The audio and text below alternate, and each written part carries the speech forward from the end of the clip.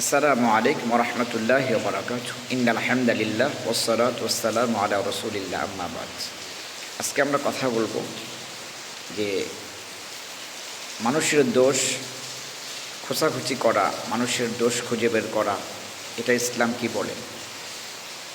আমার প্রিয় নবী সাল্লাল্লাহু আলাইহি ওয়াসাল্লাম রাসূল আরবি তিনি বলেন, মান সাতারা মুসলিমান সাতারাহুল্লাহু ফিদ দুনিয়া ওয়াল আখিরাহ।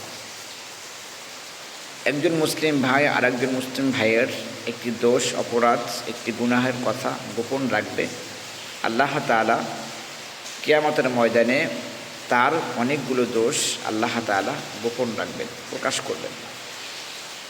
দেখা যায় আমাদের মধ্যে একটা স্বভাব রয়েছে যে আমরা শুধু অন্যের দোষ খোঁচাখুচি করি, অন্যের দোষ খুঁজে বের করার চেষ্টা করি, অন্যের অপরাধ প্রকাশ করার চেষ্টা করি।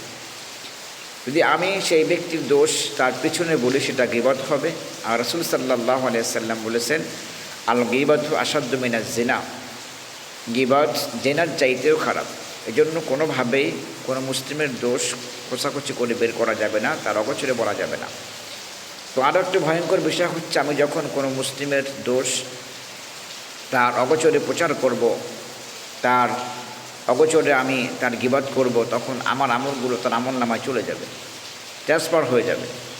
এজন্য কোনোভাবেই কোনো মুসলিমের দোষ খুঁজে বের করা যাবে না। তার ভালো চাইলে তার কাছে যেয়ে তাকে বোঝানোর জন্য, সংশোধন করার জন্য তাকে মাথায় হাত বুলিয়ে, ভালোবাসা দিয়ে, সুন্দর কথা দিয়ে, হিকমতের সহিত তাকে বলতে হবে, ভাইয়েরা এই কাজগুলো আপনাকে থেকে দূরে থাকতে হবে, এই কাজ করা যাবে না, এটা ইসলাম সাপোর্ট করে না, এই কাজ করলে গুনাহ হবে, এই কাজ করলে আপনি জান্নাতি হতে পারবেন না। এজন্য তাকে সতর্কতা অবলম্বন করতে হবে। কখনোই সেই ভাইকে তার দোষগুলো অগোচরে বলা যাবে না।